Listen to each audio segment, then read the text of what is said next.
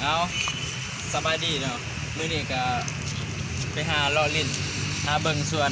สาธารณะของแขวงกองน้ำเนาะหาเบิ่งส่วนดอกไม้ห่อดอกไม้ที่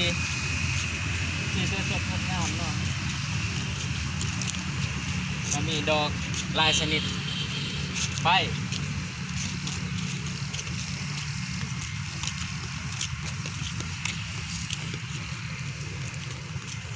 เบื้องนี้มันก็คือจะเป็นที่กันนะ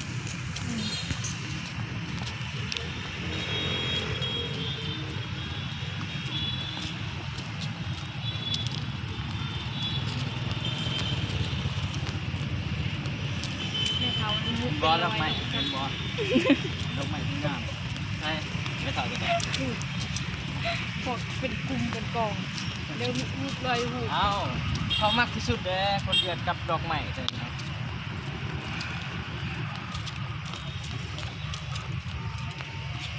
โอ้งามดี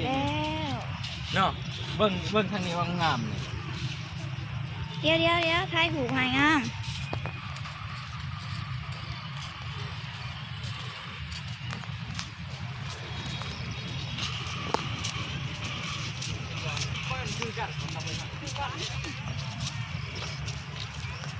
เบิ่งท่านก็คือกันกับเบื้องนี้นะเอาจะไปรอเบิ่งเอาไปรอเบิ่งฮอดครัวนี่มีครัวอยู่ครัวกลางเต้าเมืองครัวน้อย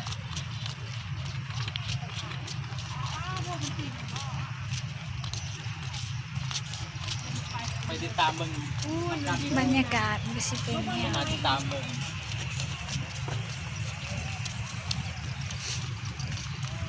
ว่าดอกไม้ตัวใดงามตั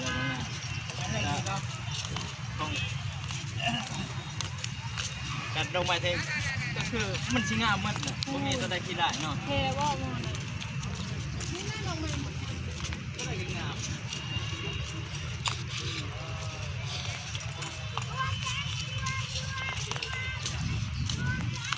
มันสิยินว่าเสียงค่อยบอกยินบ่ ไม่สิอยู่ ได้มือกล่องเนาะถ่ายดีเลยให้บัวปากกระวานนี่ด้วยเนาะ ถ่ายดีๆเลยให้เขาเบิ่งดอกไม้เด้เบิ่งดอกไม้งามๆเด้เฮ็ดมาครัวนี่ถ่ายเฮ็ดครัว ใช่ไหมคะมาเอง การถ่ายรูป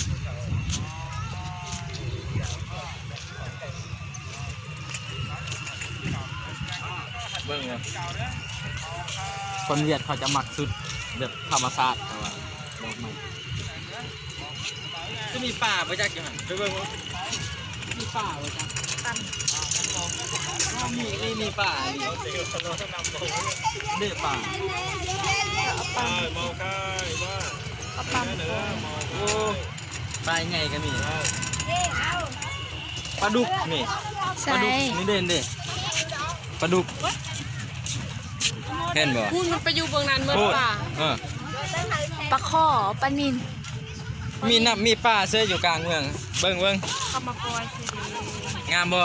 ขึ้นครัวเบิ่งไปที่เฮาลองขึ้นครัวเฮาบ่เคยขึ้น ไปจับปลาดิสิ จับปลาไปปิ้งบ่วันหน้าขึ้นครัวไปนี่มาทางนี้ขึ้นครัวไป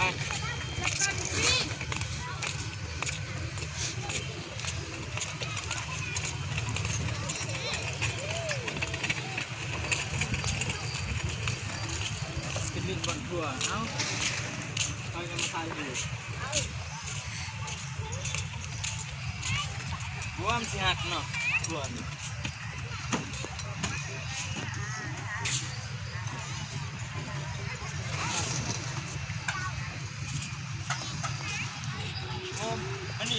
ไปไม่ไหวไปยืนหาสิถ่ายหูค่ะ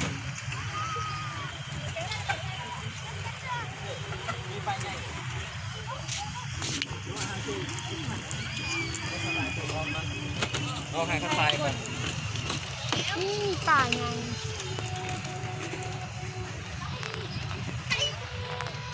มันลงทุนแน่เพื่อนจักหน่อยมันก็หมางเนาะมันก็ออกหมดตาม ก็มาไงเลย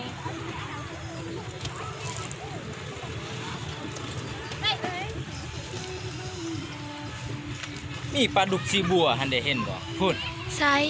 พูดตัวน้อยๆหันเด คนกับตกน้ำไปเช้า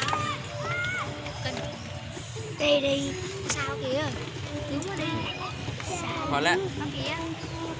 ไปเฮาลงทางนี้แล้วที่เฮาลงไปหาเบิ่งแถวหันแล้วเฮาก็เมื่อเฮาไปเลาะเบิ่งอีกหอบหนึงเฮาก็เมื่อเลาะเบิ่งสายหู น้องสาวคอย โอ้บ่น่าอายน้องสาวตัวเอง อุ้ยโมนันพารถล่ม ใส่ วันนี้หน่อยฮันพูนเสือแดง มันกีดีลาหลายมันเจ็บเลยฮะ โอ้โห ไป ไม่เป็นไรไม่ เอา ได้ ถ่ายเนี่ยเหรอ นี่หน้าปลาทอง ย่างตำหักเนาะ ไปจับปลาทายบ่อยู่นี่ ปลาใหญ่นี่ นักน้อยนะเฮามาถ่าย ปลาดิบปีกนะ โอ้ปลาใหญ่เว้ยปลาดุกว่าหลายตัวนี่ ปลาดุกร้ายปลานิลกะร้าย ปลาดุกกับปลานิ่นหั่นแหละพูดมื้อนี้ลมบางอย่างแม่นติ มอปลารถล่ม ไปเฮาไปเมืองไทยอยู่ม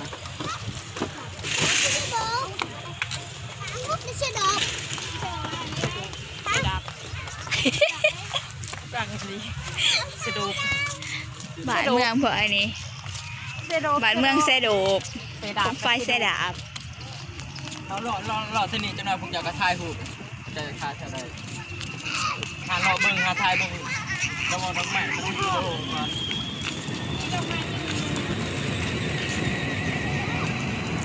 เพิ่งเป็นสีเหลืองครับเป็นสีแดงครับน้องใหม่ตั้งเลยอยู่นี่เขาบ่ฮู้พอสื่อสำน้องใหม่เพิ่นป้าพันลุ่มใหม่จัง เขากินแล้วกระดูกมันไป ได้นะมันบ่กล้าที่ไรได้ยังลง ผู้บ่าว รถงานเนาะรถกระบะละลายอยู่อยากขี่จะได้ก็ไปเลือกเอาเองเสียเงินเองอีกชั่วโมงนึง15,000 30บ่ยังเนาะ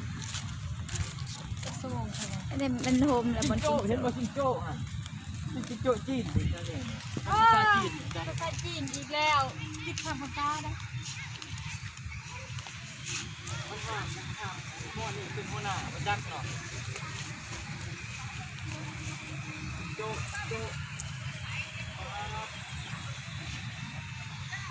ก็สร้างอีก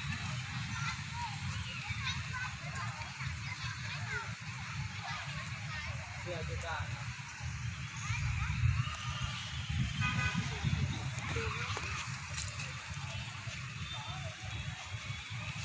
เอาหยุดดนตรีฮะถ่ายรูปก่อนจะรอที่สามนะเอามาก็ไปหาเบิ่งต่ออีกมองยาเฮาหยุดก่อน จะถ่ายรูปเบิ่งต่อ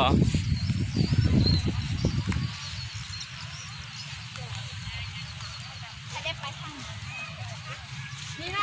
ตะกระตุนนี่นะ เนาะมันก็งามหมดเนาะ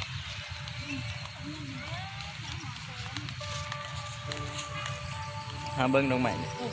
กองกับเพื่อนได้ทำงานมันอยู่ที่ไหนเนี่ยดูแม่ลง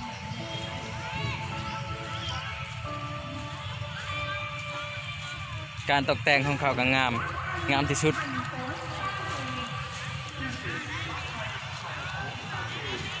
ไปหาเบิ่งการ์ตูนนี่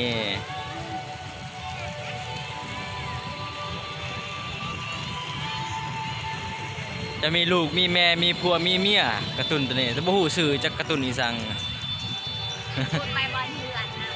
นะ ฮะไปบ้านเพื่อนอีก เดือบชั้นถ่ายหูปคตีข้างหน้า เข้าไปเบิ่งเพื่อนเขาเนาะมีบ่อนนอนบ่อนอยู่นี่เพื่อนในสวนสาธารณะของแขวงกวางน้ำเนาะใครมีเวลาก็มาเที่ยวมาเบิ่งมีมอนมีมุ้งโอ้เขาให้นอนเซยตอนแรกสิมานอน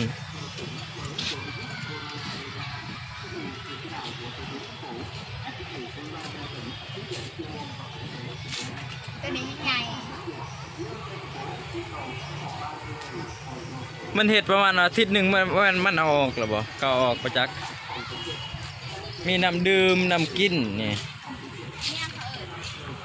ใส่ตัวนี้ใส่คือใช่มันใส่อะไรเขาเอิญโอ้ของกินบางเทื่อของเข้าประจัก อันนั้นกินไก่ ตัวนี้แมงหาปลาแมงมันเอิญนิสังกระบุลักเอาเมื่อก็ได้นี่ อ๋อได้เวียดสิ บ่จักดอกซาเวียตรงเอิญนิสังอยากว่าอยู่ไปเฮาไปต่อไปหาเบิ่งดอกไม้ต่อแล้วก็เมื่อบ้านเมืองเฮา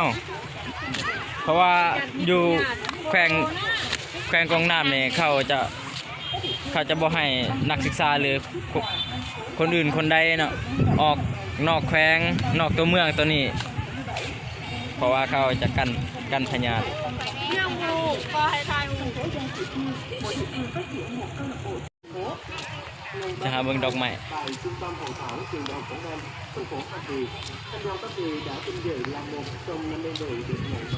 เขาตกแต่งคือว่างาม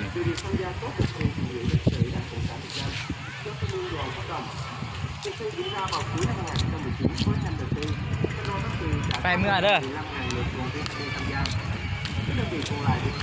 เสียหาทายเบิ่งผู้สาวเวียดภายในจากเบิ่งผู้สาวงาม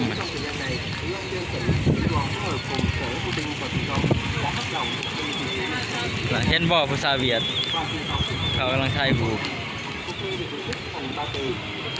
แม่ช่างนี่เบล คอมเอนเจอรี่ Tom and Jerry มันหม้อนี่แม่งช่างหม้อนี่เป็นหนูบ่นี่หนูหรือแมวนี่แมวเนาะ กระต่าย นี่แมวแม่นบ่ตัวนี้ว่าแมวนี่ อันนี้คอม Tom and Jerry มันเฮ็ดงามไหมเลยถ่ายรูปบ่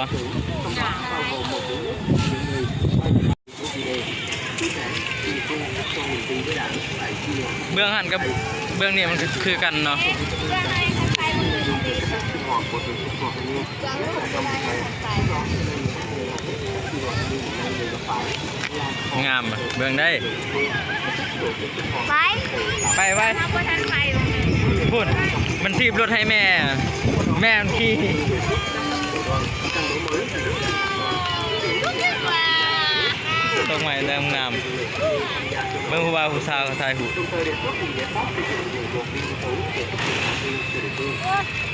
พยานจะได้น้อยนะน้องมันเจ็บนะไม่รู้ ผู้สาวงามเห็นบ่คือกระตุ้นเลยเนาะก็มันขาว หน้าตาเลยขาวเบอร์ทางกับ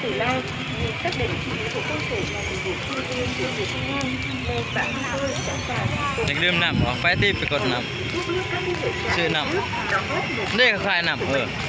ก็ซื้อติกระแพงและส่วนนี้ 5,000ใช้ว่า ทาโกจุไล ว้าวดอกไม้เนาะเห็นบ่ดอกไม้งามเห็นบ่สมัครคอมเมนต์เด้อลุมคลิปคุณลุมคลิปคอมเมนต์ได้นี่ไม่ไฟเหือไปจักไหน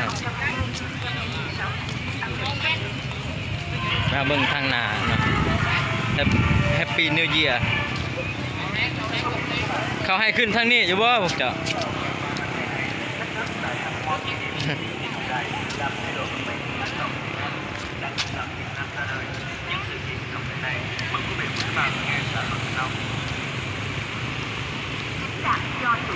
โอ้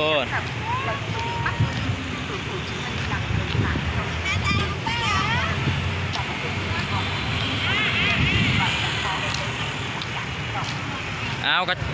าก็สิจบคลิปมองนี่แหละกระพากกดไลค์กดแชร์กดติดตามเลยเด้อเราจะลง YouTube จะหน่อยนี่ขอจบคลิปบอลผู้สาว2 คนนี่แหละ Happy New Year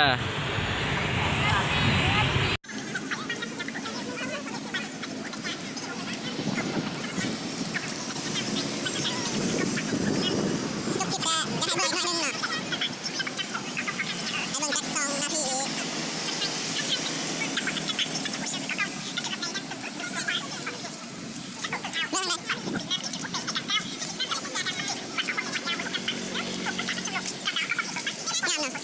วะ